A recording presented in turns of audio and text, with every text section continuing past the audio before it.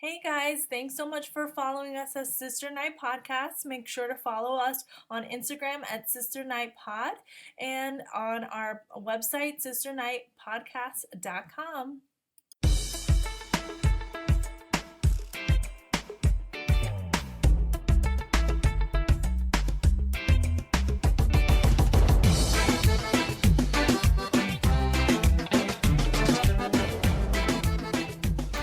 Welcome to Sisters Night, our weekly podcast show where we discuss pop culture, the latest happenings, and dish advice on all things from love and relationships, business and career, and adulting in your 20s and 30s.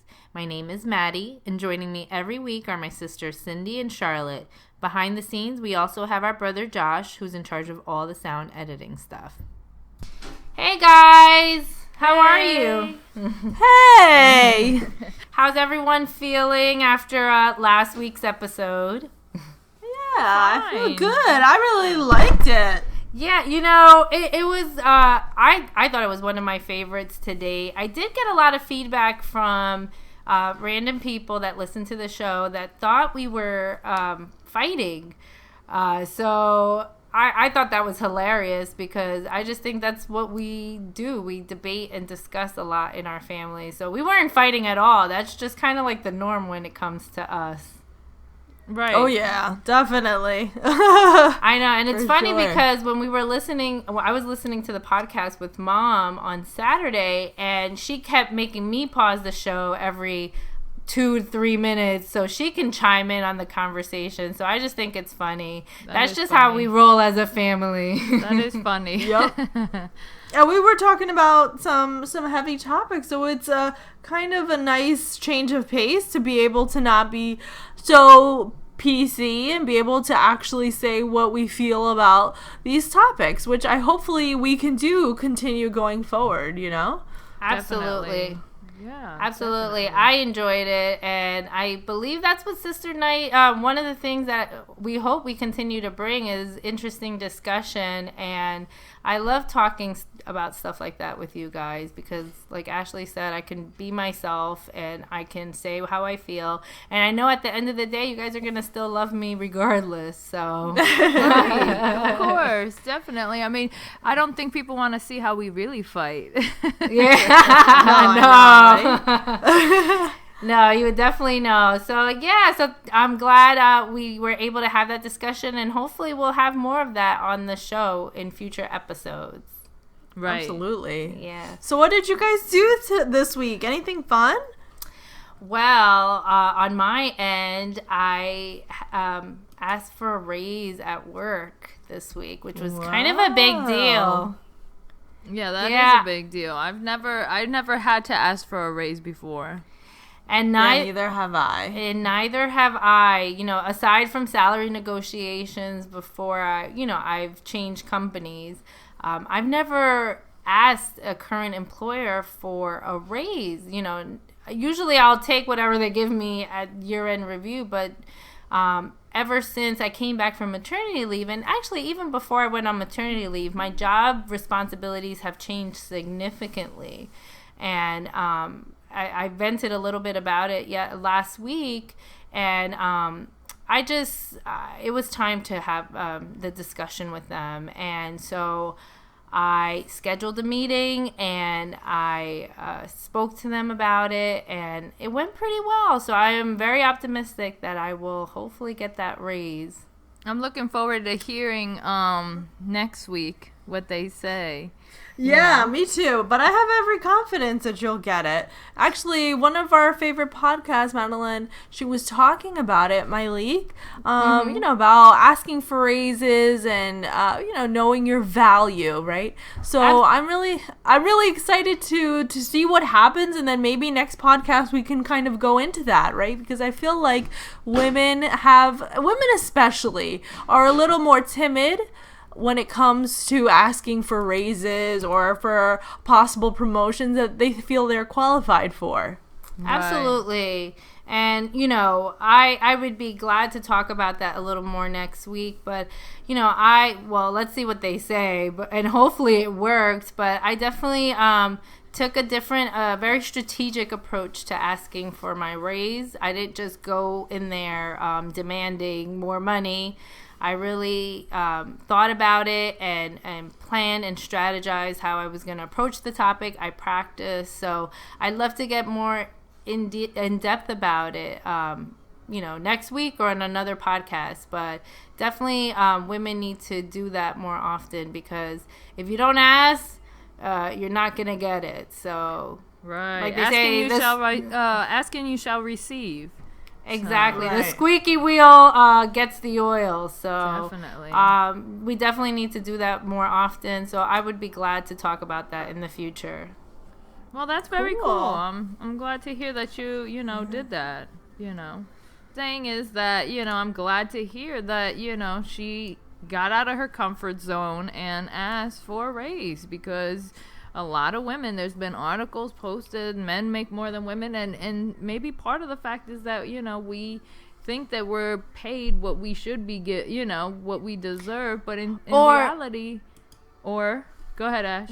Well, no, that was me. Actually, sorry. in my experience, I think what was holding me back is sometimes, like, I didn't want to feel like I was begging for money. You know what I mean? Like, it just felt to me like I'm very proud, I'm very prideful. I think we all are.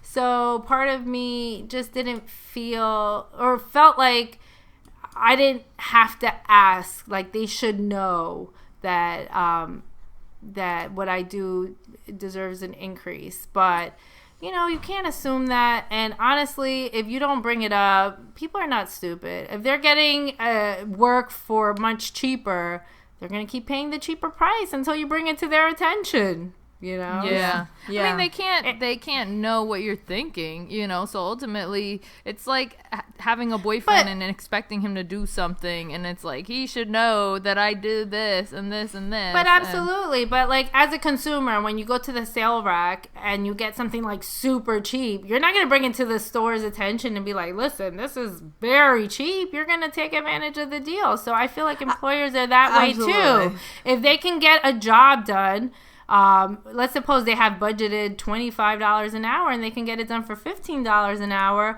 Sure as hell, they're going to go and pay the person that can do it for $15 an hour and do it well. Even though they have an extra $10 in their budget for it, they're not going to offer it up unless, you go in there and ask for it. So, and at that same token, I want to interrupt you for a second.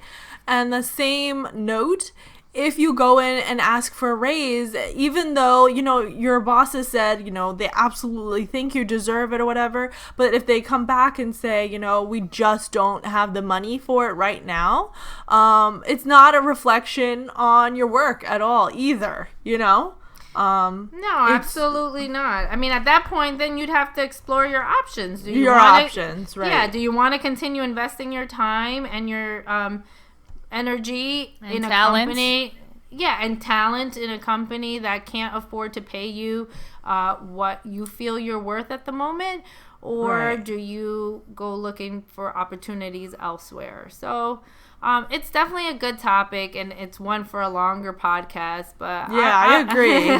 But I'm happy that I was able to take the step and do something that's outside of my comfort zone like that. And I feel much better about the whole thing. Even if I don't get a raise, or maybe I'll get a little raise, maybe I'll get the raise I want, but at least I feel better that I had the discussion and that they know where I stand and where I, value my work there. Right, definitely. Yeah. Exciting. For sure. Very exciting news. Yeah, so what about you, Cindy? What are you up to? What did you do this week? Well, besides just starting a new job, I'm still, I mentioned that last week, and just in the hospital training.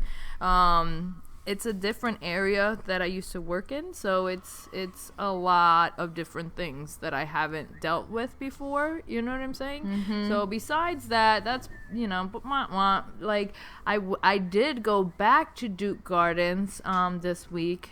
Nice. This weekend. Yes. Oh, was it a beautiful weekend down there? Because here in Jersey, it was gorgeous, right, Ashley?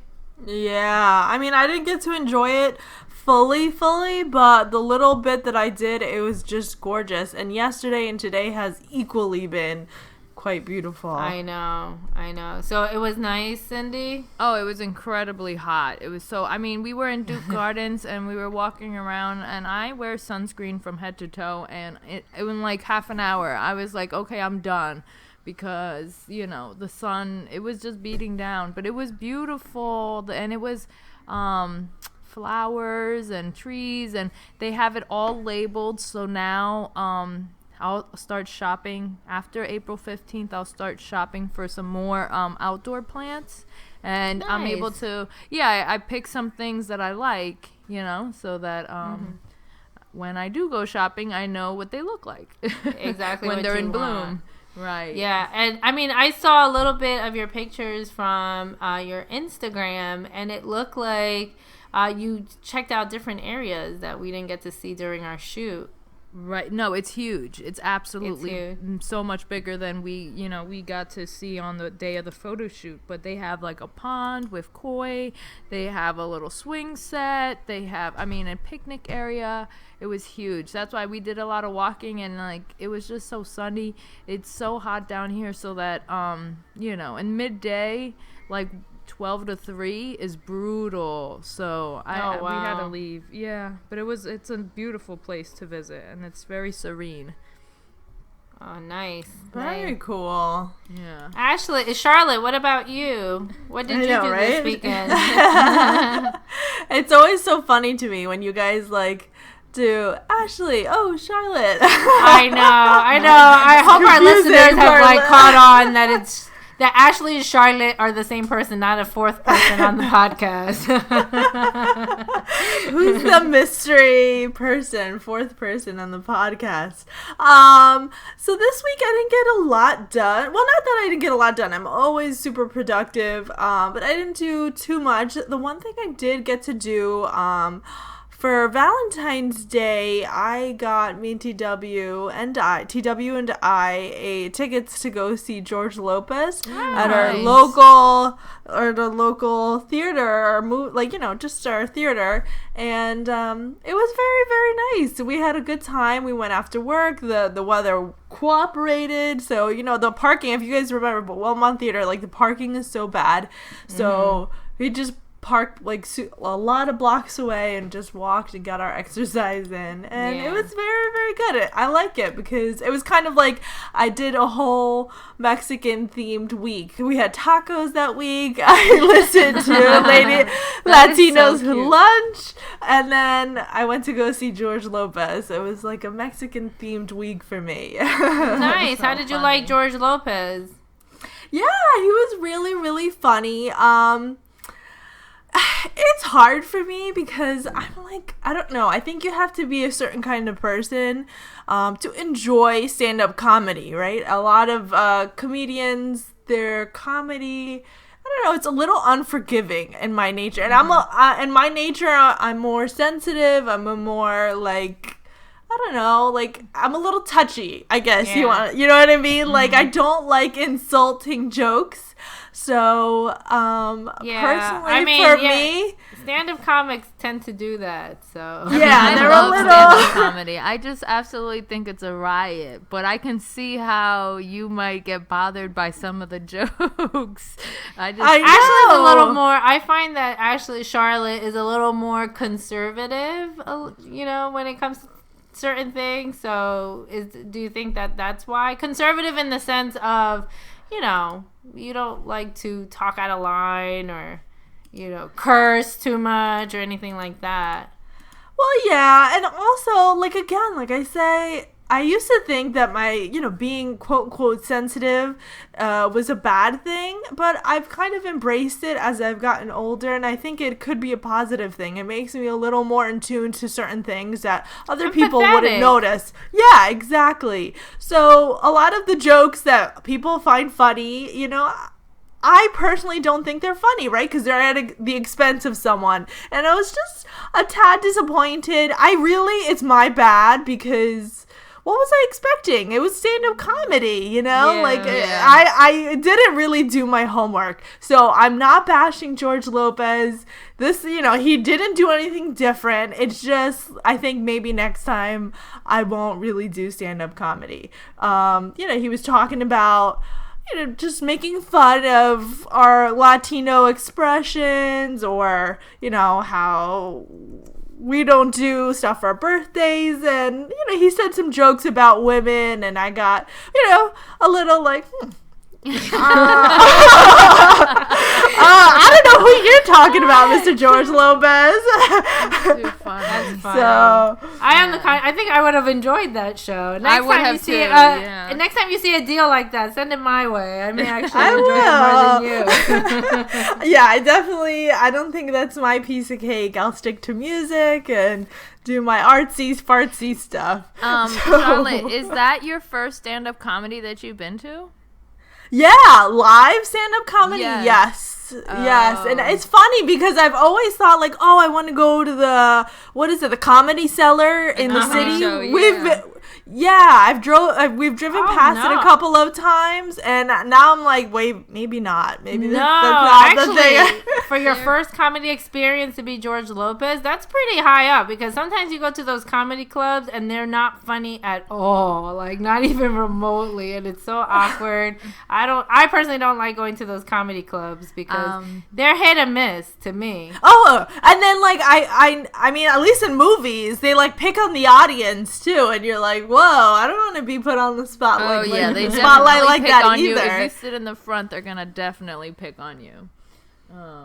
I actually enjoy a comedy show, and Jay Papa has a friend, about one of his best friends. He's a manager for comedians, and he's like, they've been friends for years, so he used to like give us tickets and stuff, and I don't know, I just find it so entertaining because it's just like they make fun of things that are like stereotypical of every different race and all these different things, but I can see how you wouldn't have enjoyed it as much. Yeah. But I mean, I imagine that it's hard to come up with material, right, that's going to make all sorts of people laugh, right? Because there was a big variety of people. There was young people, like 16, 15 years old. Then there was people from like, 60, 70 years old. Mostly Hispanic, though. I didn't see too many white or black people. It's also because of the comedian, too, because it's George Lopez, and a lot of his jokes are around Latinos. So. Right, because he's Latino. You have to, like, speak about what you know. Right. So, yeah, definitely. So that's fun. That's so exciting. I wanna I guess we'll go into El Bochinche.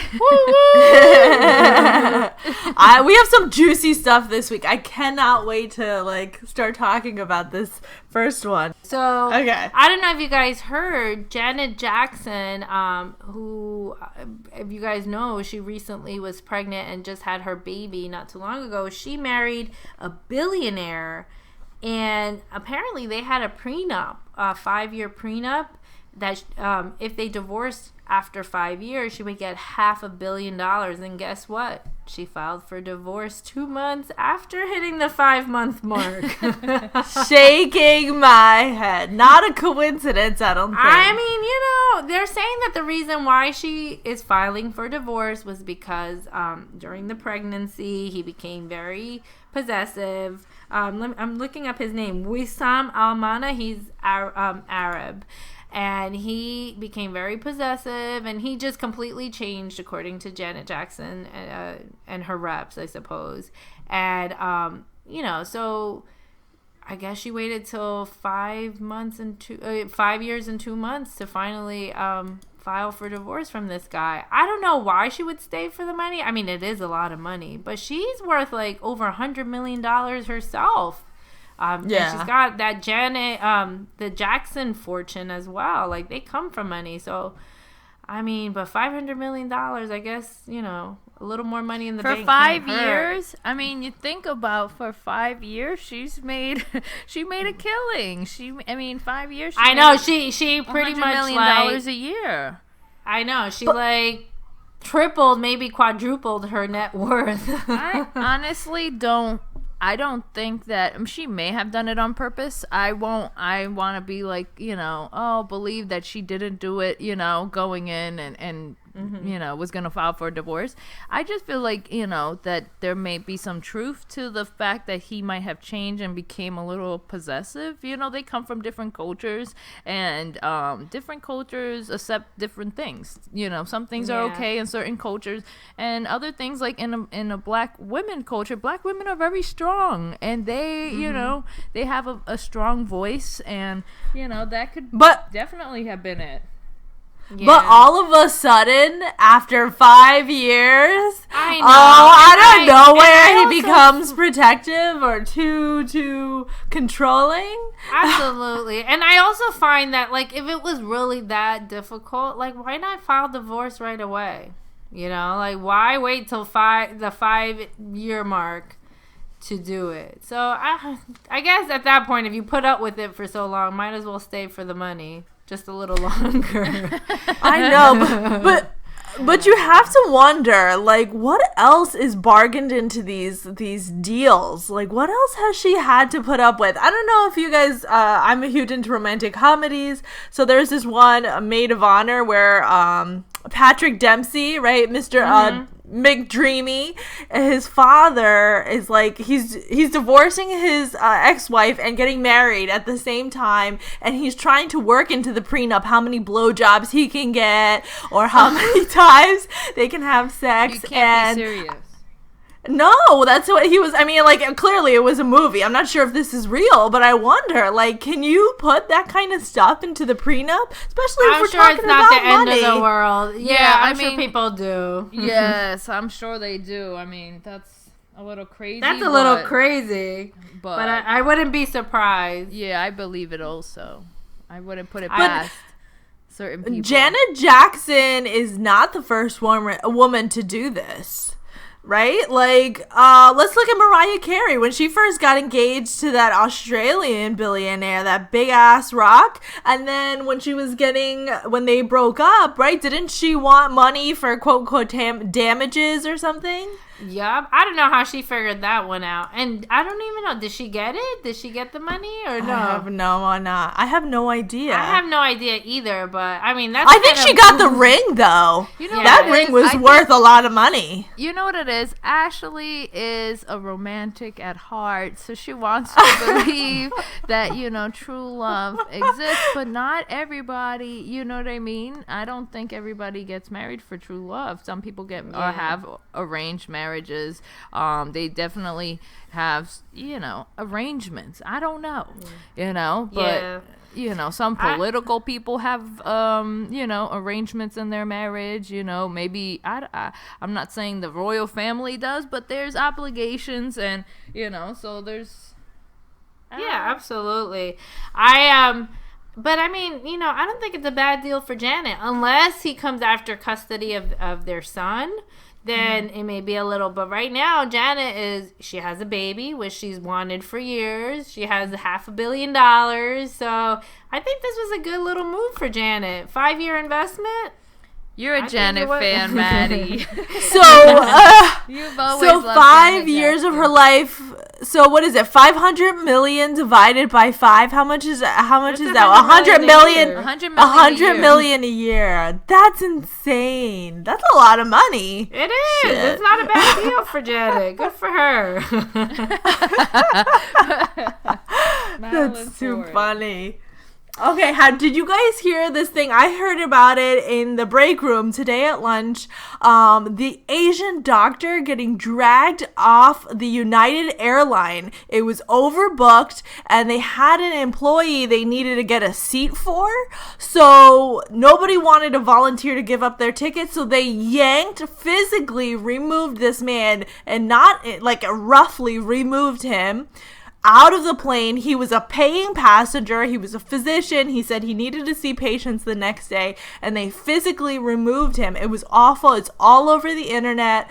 And apparently the official statement from United Airlines is that their employees, they proceeded exactly as their protocol stated, which is more horrifying. Wow. Okay, you know? wait, what? How is there protocol to drag someone out? I don't understand. Did they ask him and he refused? And what method? Did they take a lottery and his seat happened to come up? So apparently, first of all, they overbooked the plane. So first error is they overbooked. Like, if you have a problem overbooking your system, like your plane, like that's your problem as a company. That's not your customer's problem. Second problem on this, the person that they needed a seat for was an employee because they needed to go catch another flight. It's your employee. You're the company. Can't you just reschedule this person so that they can fly on another flight? Absolutely. Instead of like, can't you like book them a flight with another airline and or just change their shift? Like, you know what? Don't worry about it. We'll find someone else to cover your shift instead of like so violently removing somebody off of the plane like that. A paying customer who was like, there was no there was no need for any of that. He wasn't being disruptive or anything. He just wanted to go home to his patients, you know? Wow. Yeah, that is it terrible. was a big mess, a big F up for United. I have to say, I personally hate flying United. United is one of the main airlines here at Newark Airport, and I avoid them like the plague if I can wing it, because I just find that their service is just diminished. Like, you get absolutely no amenities. Like, I remember we flew United, I think it was like to California, but it was a long flight. I think we didn't even get a snack on that thing. We were starving because I had no idea that, I mean, domestic flights, I guess this has been going on for a while. Domestic flights, you don't get any food. But I figured after a certain time limit, like, granted, I may not be going to Dominican Republic, which is a 4-hour flight, but I'm going to California, which is like a 6-hour flight, that at some point I would get hungry. And that there'd be, so I personally don't like United, to fly United, but this is terrible. As much as it may have said it on the fine print when you buy your ticket that this could have happened, I think there were so many ways they could have gone about it. They could have offered a higher incentive for someone to get off the plane. They could have booked another flight for their employee. They could have gone about it a million different ways, but now they have a major lawsuit on their hands. Definitely. And PR absolutely. crisis. They're estimating about $250 million of a market value loss. Wow. So, and I'm sure it's going to be more, because, I mean, I'm not going to buy a United ticket after this. I don't know about you guys, but I'm not going to do that. That's so ridiculous.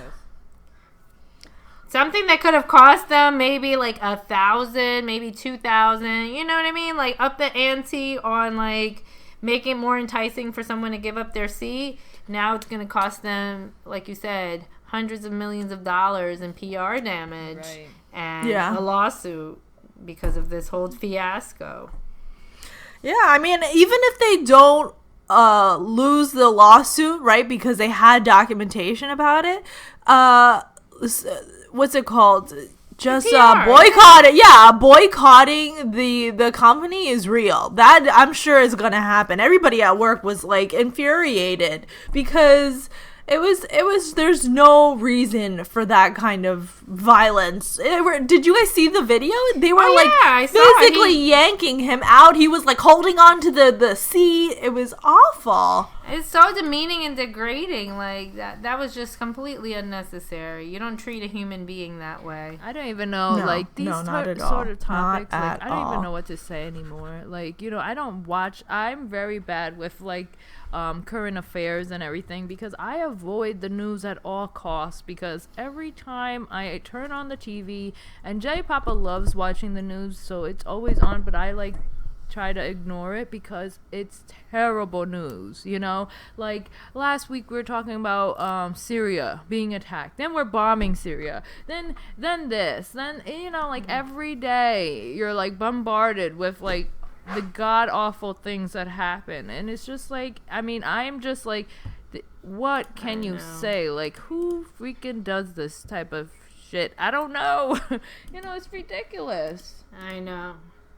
I struggle between wanting to be informed and just being so tired of all the negativity as well. You know, I go back and forth on wanting to be informed and knowing what's going on in the world, and also just being like, you know what, I need to shut off the noise because, you know, I need to live my life, and I can't live my life if I'm in constant fear or if I'm just depressed by everything that's happening around me. I'm sorry to be depressed and somber or sound depressed and somber, but it's a sad world we're living in. Like, what is going to happen to human decency? You know, just being a decent human being. And, you know, my goodness, this is terrible. Yeah, that's gone out the window. I mean, and I think the only thing that helps me is, like, the small little things that we can do for each other on a day-to-day basis. Like, somebody was telling me that they went to Dunkin' Donuts and drive-thru, and then once they got to the window to pay, somebody had the worker was like, "Oh, don't worry, the car in front of you paid." And I'm thinking, you know what? One day I want to do that. You know, I've started to make like all the stuff that I'm minimizing in my life. I made a little bin in my patient lobby, and I've just started to give them away. I was going to sell them, but I was like, you know what? Let me just do the nicer thing and just give it for free. And hopefully that whoever takes it actually needs it and puts it to a better use than just sitting in my apartment collecting dust. And I mean, like, I feel like the only thing that we can do is like do these little small acts of kindness. Maybe this is my romantic part of me talking. Just do these small acts of human being. Yeah, and I feel like, you know what? It may be small, but it might be the difference in making somebody's day from a bad day to a good day. You know what I mean? Yeah. The one thing that changes it. So I guess that's how I see it. Yes, there's all this craziness going on, but we have some kind of power in that too. Turning the news around, some good news, and I was happy to hear this news that New York State was the first state to make college tuition free for families that made less than, is it 100? I saw one article said 100,000, less than 100, and then the other one said less than 125,000.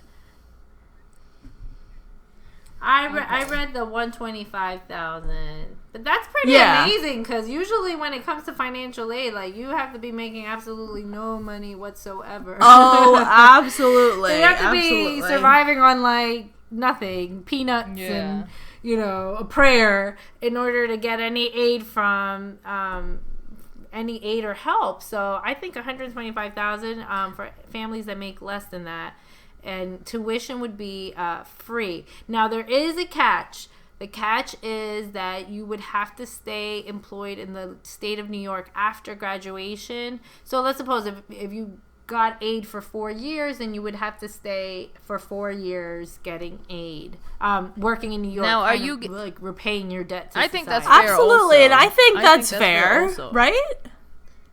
I think it's fair too. Some people were up in arms, like, well, what if you want to move? I mean, you don't have to take the assistance. I think the Army already does it, like with tuition reimbursement. Some companies do it, like if they pay your tuition, you pretty much have to commit to staying with them for X amount of time. I think it's fair. If the state of New York is paying for your tuition, then they want you to, graduate. Pay it forward to the next generation. Pay it forward and make the state of New York a better place. So I'm curious to see how this little social experiment works out. Maybe other states will follow suit if it's pretty successful. We'll see. I hope I hope it does. And another thing that I hope that they are, if the students have to get a job in New York, then I hope that there is some sort of program that like helps them get a job in New York, right? That's because true. that's a, you know what I mean? Because it's hard, right? Just the job market in general is hard. So if you're limited to an area, I hope they're doing their best to get these students a job in the area. Implement you know, a program where it's like entry level jobs. You know what I mean? Where, you know, you may have to start at the bottom, but for someone that, let's suppose, wouldn't have otherwise no opportunities of going to school, they can go to school, get aid. Not only will they be working for the state, which is excellent on a resume, you get excellent benefits working for the state, and then you start an entry level job and you work your way up the ladder. You know what I mean? It's not... Yeah. The only catch I see to that is just the fact that New York is such an expensive state to live in, you know, especially New York City. So, but nobody says that you have to live there. That's true, but like I used to do the reverse, I used to do the commute from Jersey into the city, and you know, it's tough. Like, not only do you have to pay for transportation, which is expensive, you also have to pay taxes in both states. So, you know, like I said, hopefully there's some programs that'll make it... They have to be residents of New York already. So they already have to live in New York City to qualify. They can't be out-of-state students.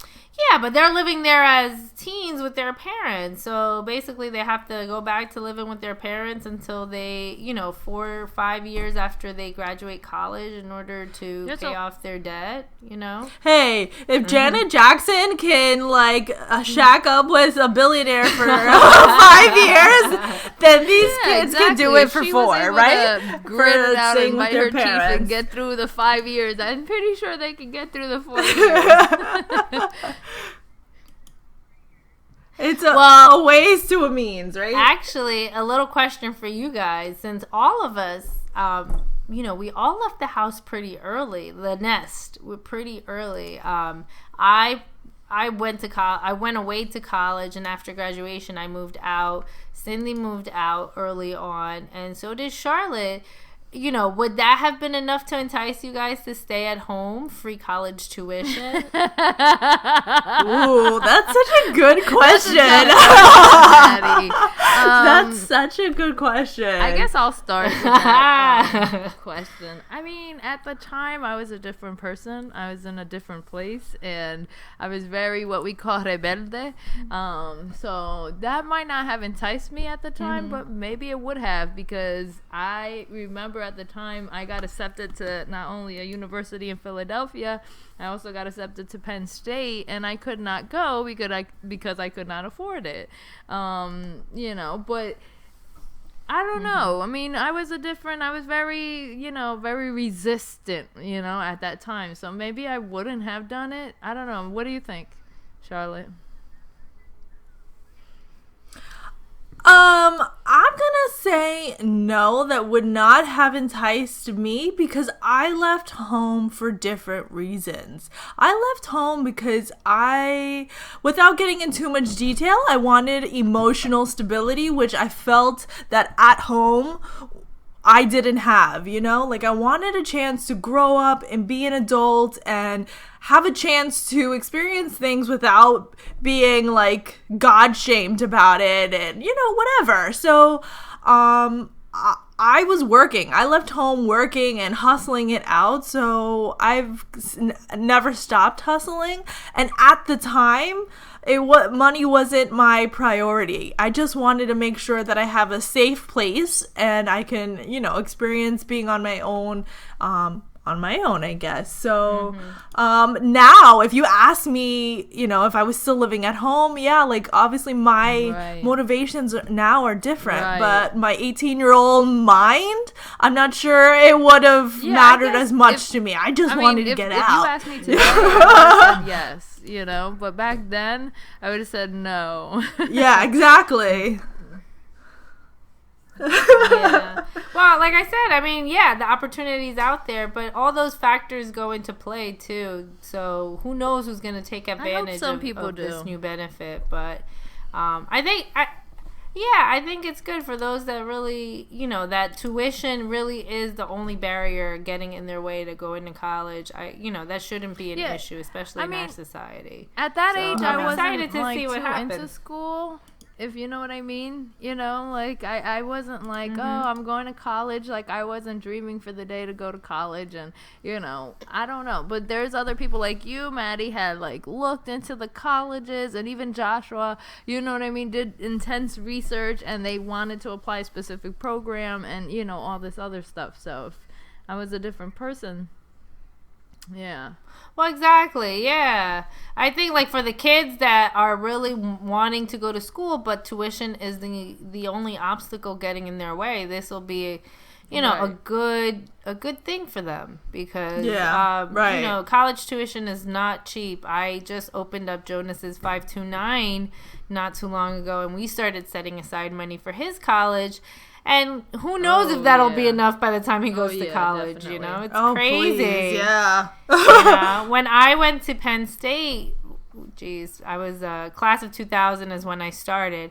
Tuition was like $20,000 for out-of-state students. And I think when Josh was looking into Penn State, it was like $50,000. So how it jumped to $30,000 in 17 years, like that's crazy to me that it more than doubled. In that's some people's annual salary, like legit. I mean, that's minimum wage salary, and that's right a state. That's I a was state talking school, to this lady when I went to the spa at the Grove Park, and she was talking to me about sending her kids to college. And she's like, she's like, start saving now. You don't have children, start saving now, because like one of the universities down here, her daughter really wanted to go, was $80,000 a year.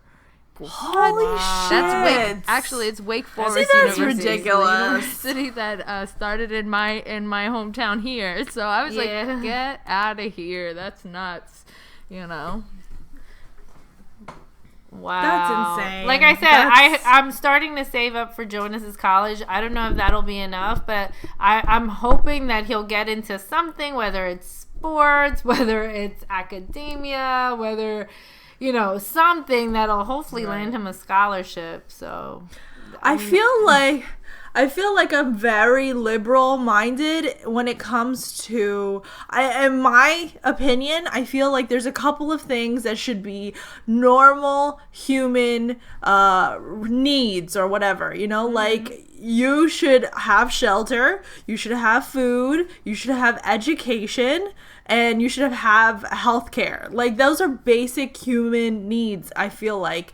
And the fact that we're, like, overcharging for stuff like this is ridiculous. And I don't know, like, that's one thing that I would like to see changed in my lifetime. I want everybody to have the choice to do stuff. And if you turn it down, it's because you want to turn it down, not because you didn't have access to it. And I don't want us to get into this awful cycle of debt, right? Because right now you have access to education, but you're basically signing your life away. $80,000 a year for times it's more than a mortgage. I worry what the next 18 years will hold, especially with Jonas now. But good. I mean, good for New York. Hopefully, a couple other states will start following suit. I hope so too. I absolutely hope so. So it is time for Sisters Are Doing It For Themselves. Madeline, I think it's your turn this week to bring us our Sisters Are Doing It For Themselves. Yes, so actually this is the perfect week. Just before I signed on to this podcast to start recording ours, I signed off of another podcast, the Heart and Hustle podcast, and I was a guest speaker. Like, I was a guest interviewer. Your podcast celebrity. How did that go? It was good. It was. She's so popular. Yeah. It was fun. It was a little more formal than ours, but it was very good. The two girls that have the Heart and Hustle podcast are Angelica Yard and Charisma O'Keefe. Angelica Yard, she's a designer and she's a developer. Charisma O'Keefe is a social media and branding consultant. And basically, their whole podcast is about entrepreneurs and business and how to start a small business and advice for small business owners and entrepreneurs, and in particular entrepreneurs of color. So it was my interview today was all about the art of the side hustle. As you know, I have Mad Hearts Photography, which is my photography business, but I also have my 9-to-5. So it was a really good episode. They asked me a lot of really interesting questions, so you guys have to go check it out, heartandhustlepodcast.com.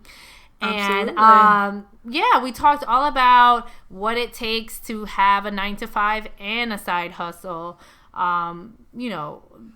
Tips that I have for people in the same position, people that want to start that, some of my challenges, how I've overcome them. So they have a really good podcast. They've been on for a year. They actually were one of the inspiration. I know Charisma personally. And they were one of the inspirations for me even having the idea to start this podcast. So they have a lot of great content, a lot of good guests, and I really enjoyed being a part of their show today. And I just wanted to shout them out, and they do so great. They have amazing show. They've been on the iTunes featured top list 3 times, so they know their stuff. So you should definitely check them out at heartandhustlepodcast.com. And they are also on Instagram and Twitter, I believe. Exciting. So I'll definitely check them out. I will. Yeah. Good for them. Yep. And thank you for inspiring you to do this podcast, because I have so much fun. I look forward to doing this every week, and I love it. I love it so much. So I'm so glad that you got inspired to do this. Yeah. I mean, I didn't know much about podcasts until I started listening to their podcast, and then my Leaks podcast, which I'm also a really big fan of, Another Woman of Color. So I just thought it was a fun medium, one that we don't really, not too many people know about. Even though they're growing, they're still not mainstream. So it was, like I said, it inspired me to start ours, and like they say, the rest is history. So I'm really excited that I got to be on their show. So thank you for having me, Charisma and Angelica. And actually, my episode airs tomorrow.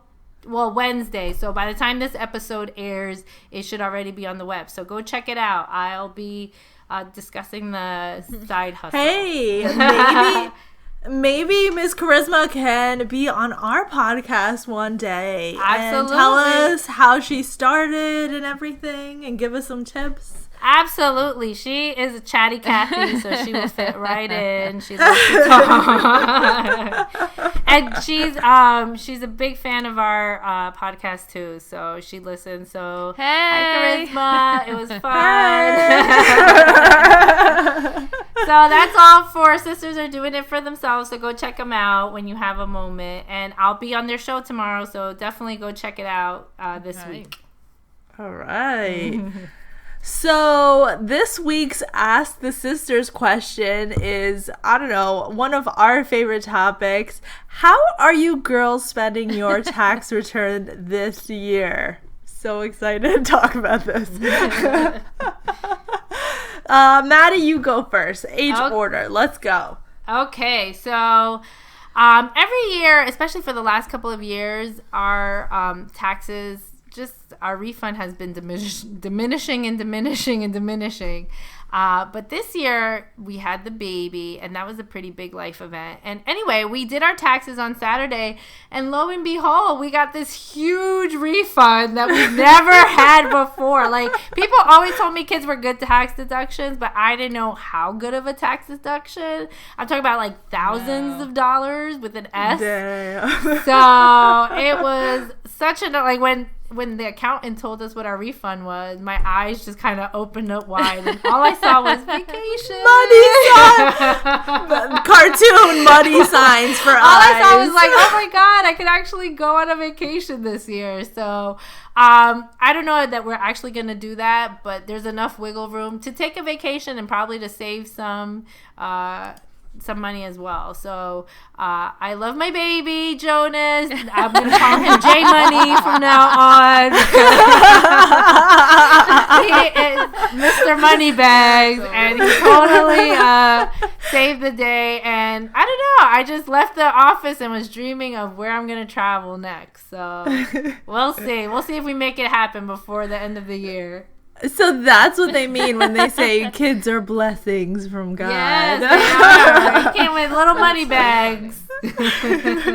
Sydney, how about you? How are you spending your tax return? And did you get to use your new house on your tax returns this year? I don't even know if we're going to get money back this year. I don't even know what's going on. Tax time is such a touchy time for me. I always get screwed on my taxes. I never get like anything. And when I was living in New Jersey, I used to get back like I used to pay like 1/3 of what I made into taxes because I had nothing to deduct. So it was awful time of the year for me, but luckily I never had to pay them back, so that was a good thing. But this year, we bought the house last year, but we both put our earnings. We're both substantial earners, you know what I mean? I don't know what's going to happen. I'm just crossing my fingers that we can get something back, tax return. But if we do, okay, let's just say we do get money back. That's going straight into the bank. Like, it's not any vacations. I don't know if you remember. Last year I was traveling every month, you know. So between work trips, I had several trips coming here to build the house, and you know, so I'm not doing anything with the tax money. It's going straight back into our bank account because we spent a lot of money building this house and buying some furniture. So that's what I'm spending it on. But I would like to say that, you know me, I'm the glam girl, so I'm always following like beauty news, and there's a poll that like most girls are spending their tax returns on Botox and fillers. And I just want to Yes, let me just tell you, I was so disturbed by this article that I read, and I just want to let all the glam girls out there know that is not good. Please do not spend your tax return on Botox and fillers. Please do something productive with your money. If you get money, please, please, please. I understand you want to treat yourself, so put some money away, invest it, do what you got to do, and then maybe take a little portion of it and use it as, you know, a treat. Maybe buy yourself something nice, but I don't think blowing it on, I mean, and Botox could be like, well, Botox, I looked into surgery. It, believe it or not, because I'm getting into my 30s, and you know, and it is like $400 for like one injection. Like, you know, it can't even do, like, you need, if you're gonna fill anything or like fix, like even the fillers, I don't know how much those cost, but girls are doing lip plumpers and fillers all the time, and that stuff is expensive, you know. The money can, and then it doesn't even, it's not even permanent, right? Doesn't it kind of fade away? It last? Maybe like a couple months. I don't think, like, I'm pushing it. I never gotten these type of treatments done, but I'm thinking like 3 months, you know, for like women in their 30s. Yeah, wow. Like for women in their 30s, that's if crazy. They get Botox, they can go maybe twice a year and do it, but you're thinking, okay, you have smile lines, and if you fill those in, that's one on, you know, maybe several injections on one side, the one line, and then several injections on the other line. You can get out of hand there, you know what I mean? It's like going to the store and into an ice cream shop and saying, oh, I want this topping and this topping, you know what I mean? You can get a little out of hand, and that's when the bill is going to be astronomical. So I kind of fall into that same spectrum as you. I never get a huge tax return, and I don't have, a home to deduct or Mr. Moneybags baby to deduct from my whatever. And I feel like I'm in that little spectrum where you make just enough to qualify for a higher tax bracket. Yes, exactly. But I have no deductions. So my next goal is to get some assets so that I can get some deductions. Hopefully I won't be a baby in the next couple of years, but there's a couple things you can deduct. Education. You can deduct school tuition. You can deduct education. I do that. You can deduct real estate, like your home.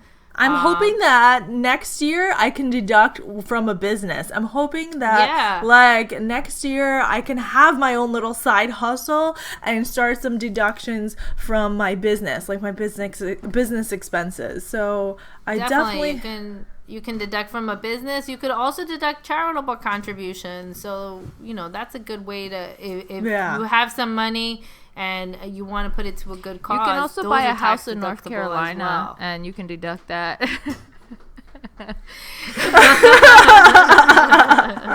Every podcast she does this every time. But every year I pretty much spend it the same exact way. A small portion I do like to treat myself to some sort of trip, one trip that year, and the rest I just put into savings, which eventually gets sucked out some other way.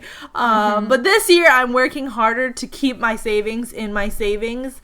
I'm trying to allocate money for other things, so put a little bit of money on the side for car repair so that if my car ever needs something, I'm not dipping into my savings for that reason, stuff like that, just creating cushions around me so that I never have to touch my savings. It is legit my savings money, I have 3 buckets too that I save into. So I have my checking, which is for like regular day-to-day expenses, like gas, like going out to eat with my friends, etc., etc. Then there's like another bucket that I have for like emergency, like just overflow of spending, and that would be for certain repairs, like you said. If I know certain bills are coming up that are big, like car insurance, I usually pay those 6 months. I pay my 6 months in advance. Stuff like that. So I have that bucket, and then I have my savings, which I never touch. Like, that money has never come out. Like, nothing has ever come out of that account, with the exception when we were purchasing our house that we had to put a deposit down. That was the only time money left that account. Other than that, money has never left. Thank God, And you just kind of have to forget that it's even there. Just put it into it and like pretend like it's impossible to get it out, Right. Yeah. Otherwise, you're never going to save. You're always going to feel like it's an option to dip into there. And that's not what it's there for. I'm sorry to interrupt. I feel like we have a lot of discussion and discussing to do about financial topics. And we've had, this theme of finance. Oh, yeah, me too. This is like a finance themed podcast today. But I think this is like part 1. I think we should definitely, I don't know about what our listeners think, but maybe we should bring in a part 2 and, continue on the discussion, because women people do things differently, and sometimes hearing someone else's how they do it may work for you. And I don't know, what do you guys think?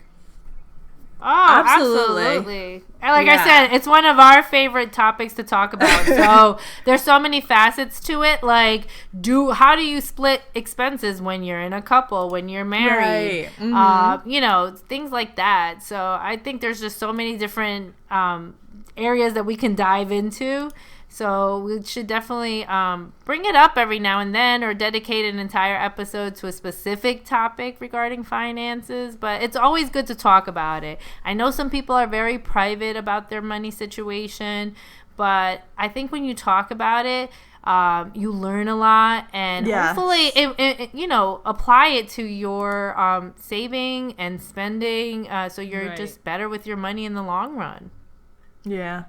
Yeah, definitely a lot of people have different philosophies, and I've learned over the years, I used to be very, very private about it, but I've learned to learn from other people, ask what they're doing, because something that might be a hurdle or an obstacle for me right now, everybody has been basically through the same part of life and have the same hurdles, and it's good to ask what other people do to get through it, so that maybe you can either learn from it or tweak it to, your style or benefit, but you can kind of go from there, so you don't have to, struggle on your own, flounder on your own. Yeah, I mean, some people like to be private about their finances, and I get that to a certain extent, but maybe because I went to college with my friends, and when we graduated, we all went into the workforce at the same time. We spoke about it freely, because how else are we going to know what the going rate is? How else are we going to know how to negotiate salaries and what everyone's getting and what's the,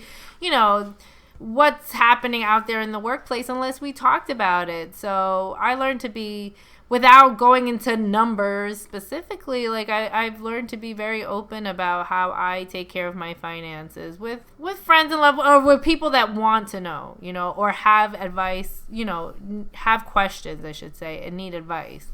I know there's nothing like unsolicited financial advice. That's a pet peeve of mine. Exactly. No, I don't go dishing to everybody. Oh, you want to know? You should do it like this. But yeah, sometimes just talking like that with a group of friends, you learn so much, and everyone does things differently, and there's no one right way to do it. Mm-hmm. So it's just good. All right. Well, let's continue with the show with our weekly obsession for the week.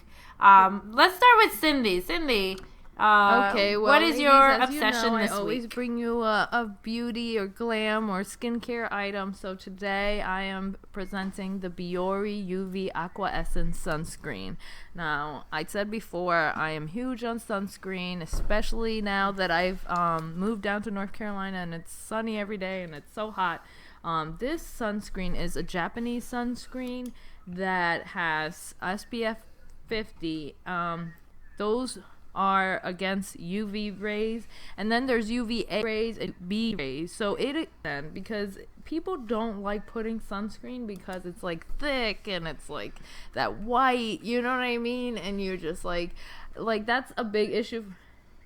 Yeah, it's just like the awful. Yeah. It's just awful that skimp on sunscreen because of the texture. But I find this sunscreen to be amazing under makeup. It literally goes on and it absorbs into your skin, and it's not like this white cast and this real thick white cream that you have to apply. It's just beautiful, and I used to actually today on my Snapchat I was going through my empties, and I used to use the CeraVe AM lotion, but that lotion again is real thick, and it's but this Biore UV Aqua Rich, and I'm into a lot of Asian skincare.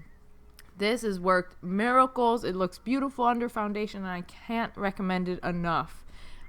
Check it out. We will post the link on the website for the Amazon version, so you can try it as well. Very good. I'm terrible about putting sunscreen on. I need to do a better job. I'm getting a lot of freckles now as I've gotten older, and I think it's because of the sun. I don't mind my freckles, but I definitely need to be more cautious about sun care. Yeah, I do too. And especially I don't get a lot of time to go be outdoors on my day-to-day basis, but when I do go on vacation, I almost OD on the sun a little bit, and I never think to pack a sunscreen. And not only that, even if I do pack body sunscreen, I usually get that sport that you can go into the water, because I'm usually in the water, but I never really think to put anything on my face, especially under my makeup. So I'm going to check that out, because I'm have a little trip coming up, and I want to make sure I'm not killing my skin either. So, yeah. So Charlotte, plan accordingly before your trip. Yes, I'm actually hoping that Cindy can do a little tutorial on makeup, safe sun makeup on my YouTube channel. So hopefully she does that. I guess I'll go into my weekly obsession, and I kind of changed my weekly obsession last minute because something I definitely want to do this week. Madeline lent me her camera. It's the Nikon D90, right, Maddie? Yes, it is. And I've never been a photographer, but I love Madeline's pictures, and I'm working really hard on my Instagram account and building my little brand on the side, as well as working with you girls every day and doing the whole side hustle thing. And I'm looking to take my stuff to like the next level. And she let me borrow her Nikon camera, and I was so intimidated by it, right? Because it's like this big camera, it's got this lens on it, and I'm like, there's no way that I'm ever going to learn how to use it. But I've been snapping away pictures left and right, and I'm like, oh my god, Madeline's right about the whole natural light thing, you know? It makes a difference. I love any opportunity to say I told you so. It really, really makes a difference. You can see the difference in the pictures, and I've been just snapping away like crazy, taking pictures of my coffee, taking pictures of like my planner, my microphone. Like if you were on our Instagram account, that black microphone that was taken with the Nikon D90, it's not the best, but I'm getting better, and she says she's going to teach me, so hopefully I get better. So that is my weekly obsession. I didn't buy it myself, but I'm completely obsessed with it, and I'm so grateful that she let me borrow it. Good. I'm glad it was useful. You know, it's kind of my backup camera. It's been sitting here collecting dust for a couple of years, but it was it served me very well for very many years. So I'm glad it's getting some use, because it just, you know, I feel bad that it was just sitting there. It was like collecting dust. It's like the toy from Toy Story, like, oh, come play with me. I know. Once I got my bigger professional camera, you know, because it's a DSLR, but it's you know, it's not a full frame, so it's between like a starter camera and like a full-fledged professional grade camera. So once I got my professional grade camera, I never went back to the D90, but it's definitely a good camera. And in a pinch, when I've had to send mine for repair, it did beautifully, you know. So it's a good camera, and I'm glad you're getting use out of it. And yeah, little changes when you take pictures. Maybe, again, for another podcast, another day, I can dish some tips on how to take better pictures. But yeah, natural light always works, always awesome. So I'm hoping you'll come on my channel too, Maddie. Yeah, I celebrity will. Podcast celebrity. She's so popular. Everybody wants her. All right, Madeline. Yeah, so let me segue into mine. So this week, my weekly obsession, like I said, I went on the Heart and Hustle podcast, and I was talking about my side hustle. And since today we're talking about finances, I wanted to highlight the business management software I've been using, which is 17 Hats. And I bought this, I signed up for this software.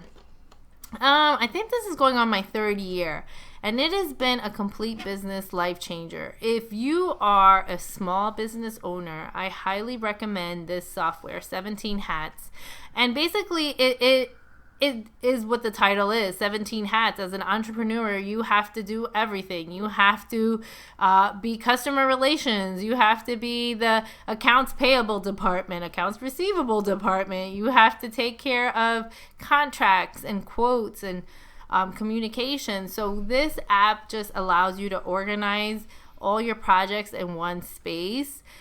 You can organize all your contacts, create projects for your different contacts, store contracts, create invoices, everything under each of the projects. Save all your emails, so all the emails that come from a specific client are stored under their project.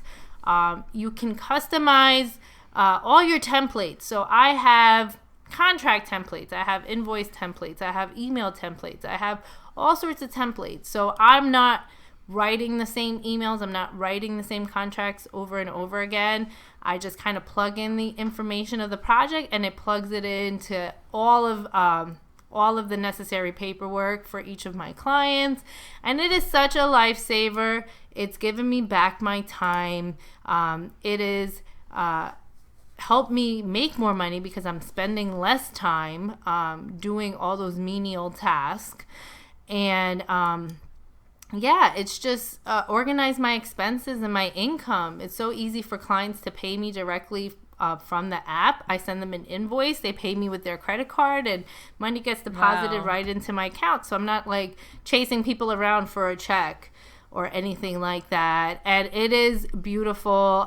It's so seamless. I uploaded my logo. I inputted my colors. So everything that comes out of this app that I send to clients is completely branded. It has the Mad Hearts logo and brand, and it's just so professional looking. It is the best investment I've ever made on my business. And the best part is I was able to deduct it on my taxes as a business expense. So check it out. It's 17hats.com. I'm going to post. I actually did a very intense, in-depth blog post on the right? Yeah, I did a blog post on the Mad Hearts blog about the app with screenshots and everything. So I'm going to link to that on the Sister Night podcast. So if you want to see kind of a tutorial of how I use it, I am going to post the link there. You can check it out. And I will also post the link for the 17 Hats website, so you can check it out. But yeah, this is like the perfect tool for any small entrepreneur.